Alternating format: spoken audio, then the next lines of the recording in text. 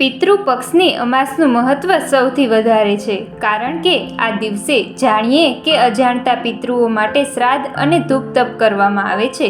જે લોકોના મૃત્યુની તિથિ ખબર નથી અને જેમની શ્રાદ્ધ વિધિ પિતૃપક્ષમાં ભૂલાઈ ગઈ છે, તે તમામ પિતૃઓ માટે અમાવસ્યાના દિવસે શ્રાદ્ધ વિધિ અવશ્ય કરવી જોઈએ.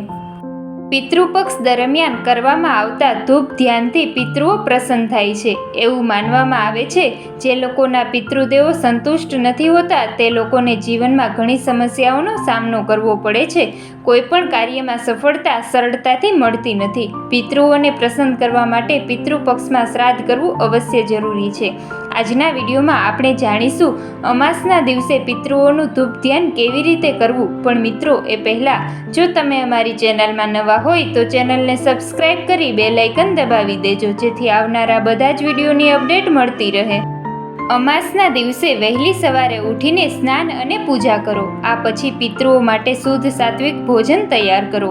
ખીરપૂરી બનાવી શકો છો, પણ તમે જ્યાં ધ્યાન કરવા માંગો છો તે સ્થાનને ગાયના છાણથી અવશ્ય લીપી લેવું.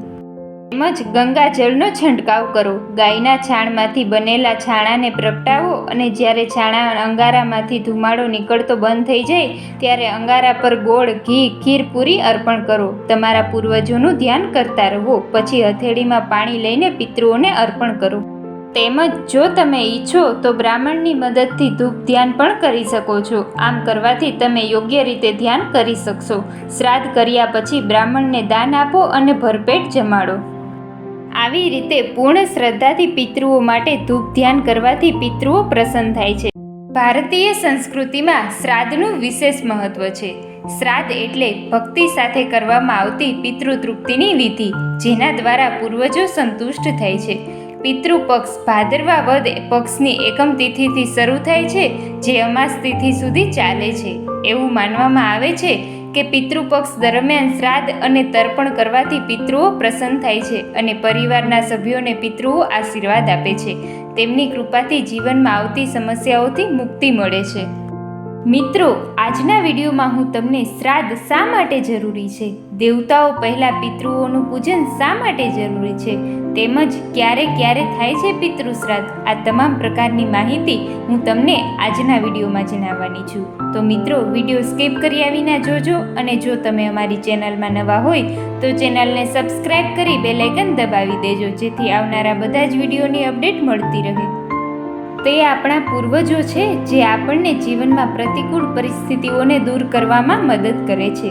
તેમની મદદ પ્રજ્ઞા એટલે કે અંતર્જ્ઞાન દ્વારા આપણા સુધી પહોંચે છે. ભાદરવા મહિનાની પૂર્ણિમાના દિવસથી લઈ ભાદરવા મહિનાની અમાસ સુધીના પક્ષને મહાલેપ શ્રાદ્ધ પક્ષ કહેવામાં આવે છે. પણ આ પક્ષમાં મૃત વ્યક્તિના પુત્ર પૌત્રો દ્વારા તેમની મૃત તિથિએ શ્રાદ્ધ કરવામાં આવે છે. આ શ્રાદ્ધ પર્વમાં પિતૃઓને અનેક પ્રકારની સ્વાદિષ્ટ વાનગીઓ અર્પણ કરવામાં આવે છે. આમ કરવાથી પિતૃઓ સંતુષ્ટ થાય છે અને તેમજ તેમના પરિવારના સભ્યોને દીર્ઘાયુ, સ્વાસ્થ્ય, ધન અને સ્વર્ગની જેવી પ્રાપ્તિ આપે છે. શાસ્ત્રો કહે છે, જે નરકમાંથી બચાવે છે તે પુત્ર છે. શ્રાદ્ધ કરવાથી જ પુત્ર જીવનમાં પિતૃઓના ઋણથી મુક્ત થઈ શકે છે. પૂર્વજો કોણ છે અને ક્યાં છે એવી શંકાને લીધે જે લોકો શ્રાદ્ધ નથી કરતા, આ શંકાનું નિવારણ કરતી વખતે ઋષિ માર્કંડેય કહે છે કે પિતૃઓ પોતાના સૂક્ષ્મ સ્વરૂપમાં શ્રાદ્ધ તિથિએ પોતાના સંતાનના ઘેર સૂર્યોદયના સમયથી જ આવીને બેસી જાય છે, એવી આશાએ કે તેમના પુત્ર પૌત્ર ભોજનથી તેને તૃપ્ત કરી દેશે. પરંતુ સૂર્યાસ્ત થવા આવે ત્યાં સુધી પિતૃઓને જ્યારે ભોજન પ્રાપ્ત નથી થતું, ત્યારે તેઓ નિરાશ અને ક્રોધિત થઈને પાછા પિતૃલોકમાં જતા રહે છે. શાસ્ત્રોમાં શ્રાદ્ધની અનિવાર્યતા બતાવવામાં આવી છે. આસક્તિના લીધે જીવ આ જીવનમાં પુણ્ય અને પાપ બંને કર્મ કરે છે. પુણ્યનું ફળ સ્વર્ગ છે અને પાપનું ફળ નર્ક છે. નરકમાં પાપીને સખત યાતનાઓ ભોગવવી પડે છે અને સ્વર્ગમાં આત્મા આનંદમય રહે છે. જુદા જુદા જન્મોમાં કરેલા શુભ અને અશુભ કર્મો પ્રમાણે સ્વર્ગ અને નરકનું સુખ ભોગવ્યા પછી આત્મા ફરી 84 લાખ જન્મોની યાત્રાએ નીકળે છે. તેથી પુત્રો અને પૌત્રોની ફરજ છે કે તેઓ તેમના માતા પિતા અને પૂર્વજો માટે ભક્તિભાવ સાથે આવા શાસ્ત્ર આધારિત કાર્યો કરે, જેથી તે મૃત જીવો પરલોકમાં અથવા અન્ય લોકમાં સુખ પ્રાપ્ત કરી શકે. દેવતાઓ પહેલાં પિતૃઓને પ્રસન્ન કરવા વધુ કલ્યાણકારી હોય છે. શાસ્ત્રોમાં મૃત્યુ પછી ઔદ્યોગિક સંસ્કાર, પિંડદાન, તર્પણ, શ્રાદ્ધ, કર્મ વિપાક વગેરે દ્વારા પાપોના વિધાનનું પ્રાયશ્ચિત કરવાનું કહેવામાં આવ્યું છે. ઘણાના મનમાં પ્રશ્ન થાય કે ક્યારે થાય છે પિતૃ શ્રાદ્ધ? તો ભાદરવા મહિનાની પૂનમથી શરૂ કરીને શ્રાદ્ધ પક્ષ ભાદરવા મહિનાની અમાસ સુધી ચાલે છે. પૂનમે એ લોકોનું શ્રાદ્ધ કરાય છે જેનું મૃત્યુ પૂનમના દિવસે થયું હોય. આમ તો જ્ઞાત અજ્ઞાત બધાનું શ્રાદ્ધ ભાદરવા મહિનાની અમાસે કરવામાં આવે છે. શ્રાદ્ધ માત્ર 3 પેઢીઓ માટે છે. ધાર્મિક ગ્રંથો અનુસાર જ્યારે સૂર્ય કન્યા રાશિમાં પ્રવેશ કરે છે ત્યારે પરલોકથી પૂર્વજો પોતાના સગા સંબંધીઓ સહિત પાછા આવે છે. દેવતુલ્ય સ્થિતિમાં 3 પેઢીના પૂર્વજોની ગણતરી થાય છે. પિતાને વસુની સમાન, રુદ્રને દાદાની સમાન અને પરદાદાની સમાન આદિત્યને માનવામાં આવ્યા છે. તેની પાછળનું એક કારણ એ પણ છે કે મનુષ્યની સ્મરણ શક્તિ માત્ર 3 પેઢીઓ સુધી સીમિત હોય છે. ઘણાના મનમાં પ્રશ્ન હશે કે શ્રાદ્ધ કેવી રીતે કરવું? તો મિત્રો, સૌ પ્રથમ યમના પ્રતીક ગણાતા કાગડા, કૂતરા અને ગાયના ભાગ અલગ કાઢો. તેમાં ભોજનની કેટલીક વસ્તુઓ મૂકો. પછી એક વાસણમાં દૂધ, પાણી, તલ અને ફૂલ લો.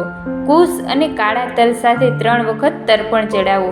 ઓમ પિતૃદેવાયેભ્યો નમો નમઃનો જાપ કરો. તમે જે ઈચ્છો તે પ્રમાણે વસ્ત્ર પિતૃઓના નિમે અલગ કાઢીને રાખી દો. વાસ્તુશાસ્ત્રમાં દક્ષિણ દિશાને યમની દિશા માનવામાં આવે છે. આ ઉપરાંત તેને પૂર્વજોની દિશા પણ માનવામાં આવે છે. પિતૃપક્ષમાં દરરોજ દક્ષિણ દિશામાં દીવો પ્રગટાવો. આમ કરવાથી પિતૃઓ પ્રસન્ન થાય છે અને તેમના આશીર્વાદ વરસાવે છે. પૂર્વજોના આશીર્વાદથી ઘરમાં ક્યારેય ધનની કમી નથી આવતી. તેમજ ઘરના લોકો ઘણી પ્રગતિ કરે છે અને જીવનમાં ઘણી સફળતા મળે છે. ઘરમાં હંમેશા સુખ શાંતિ રહે છે. આ સિવાય પિતૃપક્ષમાં રોજ પીપળાના ઝાડ નીચે દીવો કરવો. આમ કરવાથી પિતૃઓ પ્રસન્ન થાય છે. એવું માનવામાં આવે છે કે પીપળાના ઝાડ પર દેવી દેવતાની સાથે પૂર્વજો પણ નિવાસ કરે છે. જો પિતૃપક્ષ દરમિયાન તમે પીપળાના ઝાડને પાણી પાવો અને દરરોજ ઘીનો દીવો કરો તો તમને તેના આશીર્વાદ મળતા રહે છે. આ ઉપરાંત આ ઉપાય પિતૃદોષથી પણ રાહત આપે છે.